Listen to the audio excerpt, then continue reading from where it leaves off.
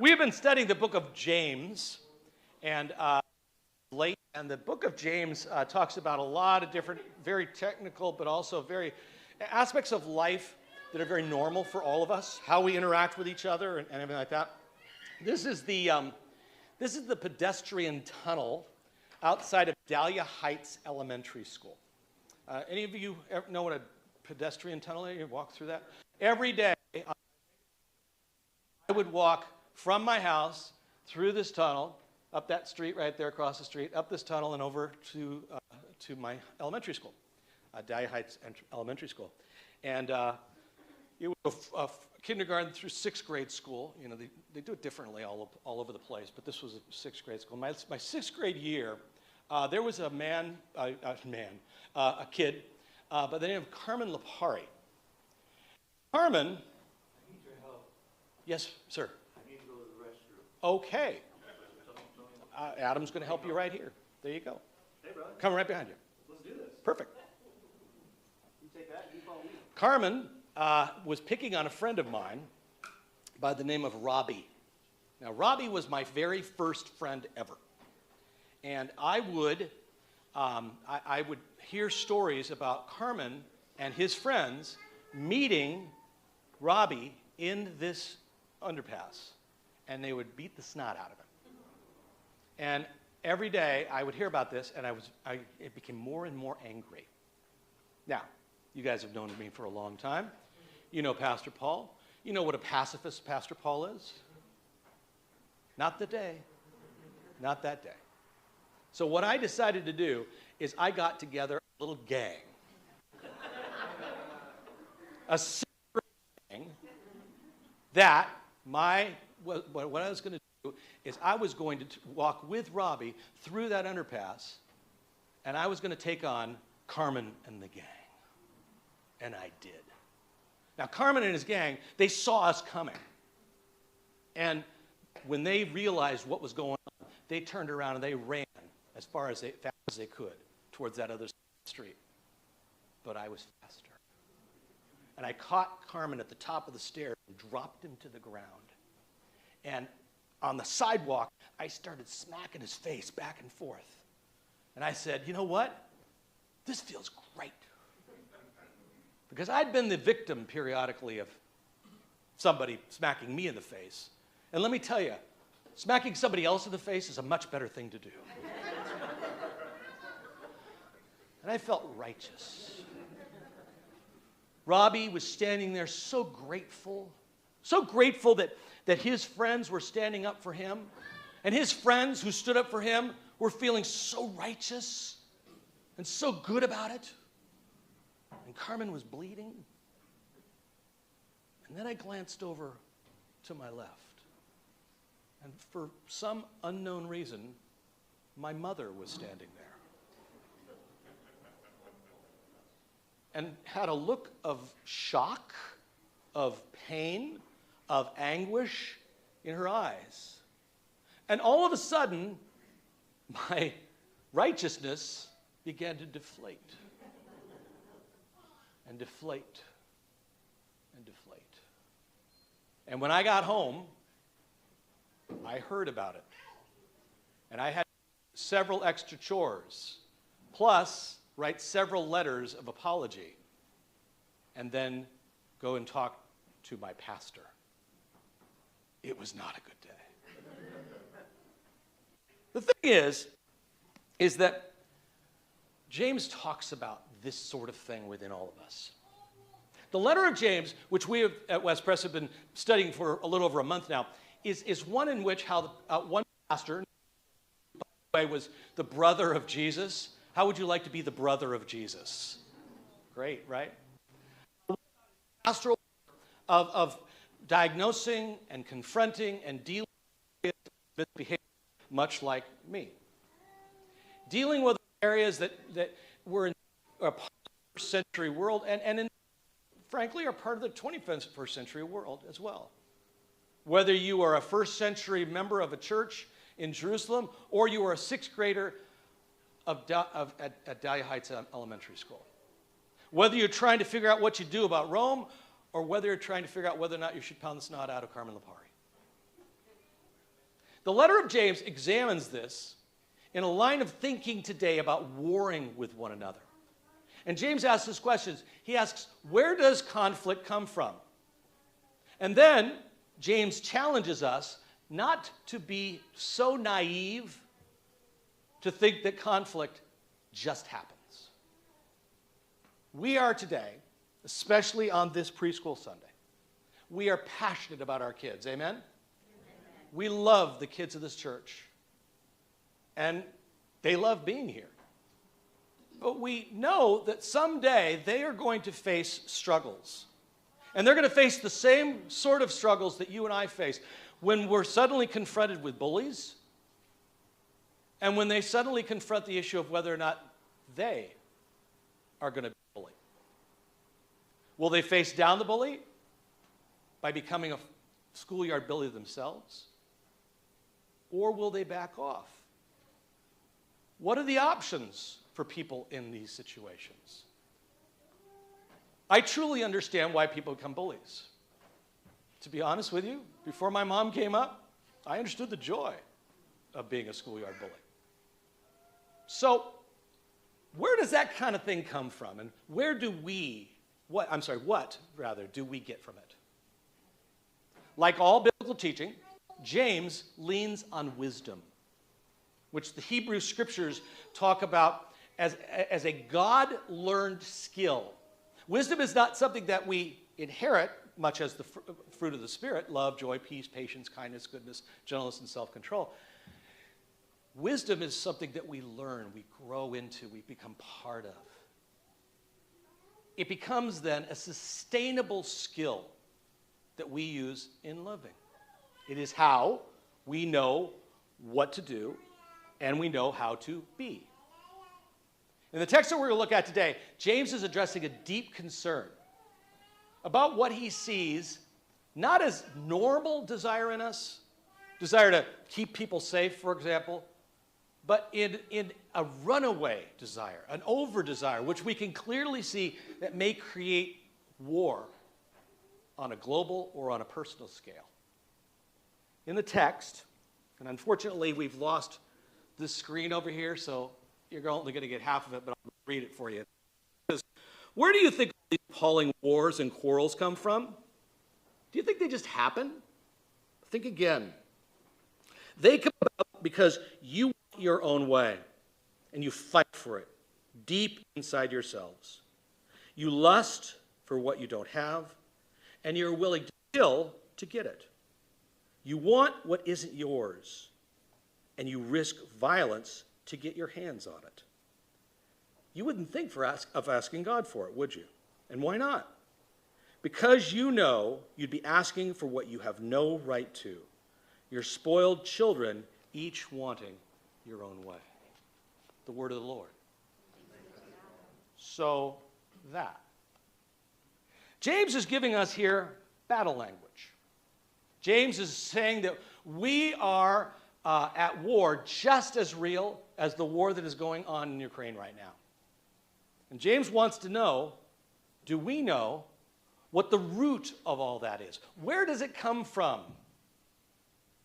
It comes from wanting our own way. It comes from our cravings. The word that the NRSV translates as cravings or wanting our own way comes from the Greek word hedone, which would be on the other side if it was up there. But it means hedonism. It's where we get that word of hedonism, which we have relegated to a negative word, which means what? What does hedonism mean? Pleasure seeking, desiring pleasure, right? And we've relegated it to that negative stance. But is there anything wrong with wanting pleasure? No. Thea says no. There's nothing wrong with wanting pleasure. Who made pleasure? God. Right, exactly. He made all that stuff, right? The trouble isn't the pleasure. The trouble isn't the desiring of something, the wanting of something. The trouble, James says, is the epithumio. Everybody say epithumio. I feel like Mr. Rogers. Epithumio it's a word that means an over-desire. Epi means strong. Thumos means desire. So you epi words all the time. Epicenter, right? The epicenter of an earthquake. The epicenter of an earthquake is the geographical point where above the focus of an earthquake. So the epicenter is the point where the shaking is the worst. But is epicenter the place where the damage is the worst? No, it's not. There are all sorts of different factors about that. Epicenter doesn't just mean there's more destruction at the epicenter. Damage factors of many things: the consistency of the ground, the construction, the techniques of the population, and all those sorts of things. In the case of our interpersonal war, the damage is done within aspects of trust. Left unchecked, unexamined, epithumia, over desire, creates burnout, over-the-top, uncontrollable, inordinate desires. You're not just driven to have something. You want something. And if anything gets in your way, there's an over-desire which creates an uncontrollable aspect of that desire. And desire kicks in such a way that thing or that person and your desire for that thing or that person is way too extreme. Conversely, unchecked, epithumio may also create paralyzing anxiety. You ever find yourself in this situation? Just absolute paralyzing anxiety. Not a normal set of worry, but a paralyzing, debilitating guilt. If my desires are unexamined, I will be hit by it on one side, but my desires are examined. If I look at them, I may want something that I want, and I might not get something that I want, but I will still sleep at night. I won't fixate on it. But if they aren't examined, they will take over your life. What's counseling all about? It's listening for those over-desires, looking for what they are all about. See, epithumia is not normal desire. It is paralyzing. It is debilitating because our desire becomes everything. If our desire is to take over, we are more like a robot. Oh, that's interesting. We're just batting 1,000 here. It's a great video. I'll share it with you online. Our over-desire becomes pathological when we idolize finite things.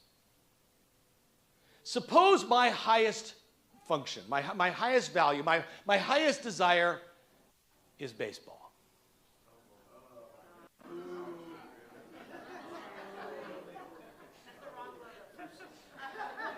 The right logo was over here.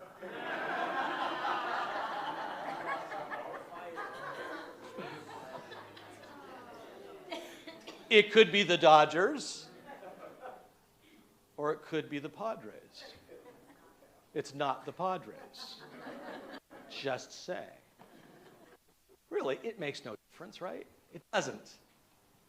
You see, the thing is, an epithumia, though, experience of that says, when my team experiences a defeat, I won't just experience disappointment. I'll be shaken to my core. Oddly, it even happens if they win that I'll riot in the streets, right? I'll be too furious to speak to anyone who is a Padres fan that I will throw them out of my church. You see, desire becomes pathological when we make something finite infinite. Let's say you have a desire to have a happy family. Nothing wrong with that, right? We all want to have a happy family. But what does a happy family look like? And who is responsible for this happy family? A happy family is based on what? People, right? A family consists of people, so it's a part of people. So a happy family, to have a goal of a happy family, the goal has to be flexible. What happens when your kid comes home with a tattoo or a piercing? Maybe you go, excellent. Maybe you go, that's the end of my family, it's all over. Or when your kid grows up and says, I don't want to go to church. Or, whatever it is. To have a happy family, we have to be flexible. And such a goal then factors into many aspects of what a family looks like. It doesn't self-destruct or blow up at moments of family struggle. It views family struggle as a part of the goal because you realize what's important. It listens, it adapts, it gets outside information, and it gets outside support. Our family has gone to counseling many times because we've had to work out some of the issues that are around. What it doesn't say is this: only my performance as a parent can make this happen. It's all on me. Because you know what? It isn't. It isn't all on you. But an epithumia response won't let you be merely sorrowful and grieved when things don't work out. An epithumia responsible makes you stricken with fear, stricken with guilt. You can't forgive yourself. You hate yourself. Or you hate your kids or your spouse or the people who are around you, like Carmen Lepari. Epithumia response grows anger and bitterness into pathological insanity. And when someone or something stands between you and something that is your ultimate value, you don't regroup, you don't process, you go to war. Or suppose it's your career, family, or your baseball team. Suppose it's your career. That's the measure of your worth as a person, and somebody at work is harming that. You won't be just angry. You'll be so deeply bitter and capable of doing things that you may blow up your career far more thoroughly. What's going on here is you haven't laid your desires into God. Your desires have become your God. If difficulties come, and they will come, your desires cannot withstand the weight of your difficulties. So you won't just have sorrow. You'll have sorrow that is pathologically intensified into bitterness and sorrow that poisons your ability to ever enjoy life. You will have dehumanizing sorrow. You will become less of a person and more of a thing. Simply stated, our desires involve us in conflicts not just because we are right and they are wrong. Our desires involve us in conflict with our very selves. And we are at war inwardly. So it's naturally for us to be at war outwardly. And James plainly warns us against the temptation of powers, those desires, boldly asserting that our appetites are stirred up by excessive expectations that are the cause of the war itself. He says this. He says, those conflicts and disputes among you, where do they come from? Do they not come from your cravings that are at war within you? You want something and you do not have it, so you commit murder. And you covet and you cannot obtain it, so you engage in conflicts. Have, do not ask. You ask, you do not receive, because you ask wrongly in order to spend what you get on your pleasures. You see, the cure for over-desire is lived out in grace. It is the discovery of God's love in Jesus for us right now, for me, for you, for all of us, right here, right now. It is that discovery that makes us able to grow beyond false self-pride, false self-condemnation. It is God's grace that finds us drawing beyond our desire into genuine fulfillment into maturity. And it is something that can only come through a healthy community that is both cognizant of its own culpability and willing to speak truth. It can only take place in a community in which we uphold one another. We pray for one another. We bring sustenance and care and love and grace for one another.